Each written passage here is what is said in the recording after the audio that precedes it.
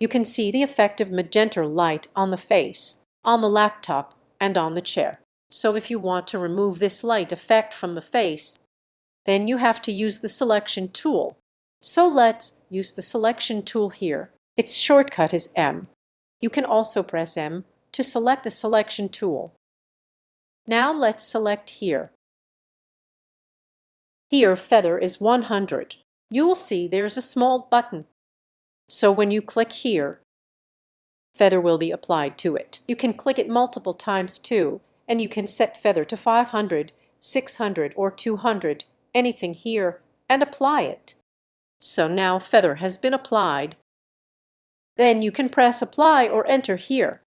So let's press apply here. Now here we will select magenta color option and change the hue a bit. We will reduce the amount a little. So you'll see the magenta light has reduced quite a lot. So let's deselect it. You can press Ctrl+D or click on deselect and your selection will be removed. If you want to bring the selection back, then go to select and click on reselect. So your selection has come back. Now here we will do select inverse. So you'll see everything except the face is now in selection. Let's clear the history. To get back to original image, now we'll go back to selection, press M. Now look here, instead of rectangle you can also use freehand or circle. So you'll see here is freehand, so you can select the face here.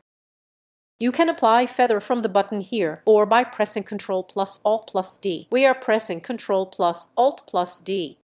Feather has been applied. Now you can press enter here.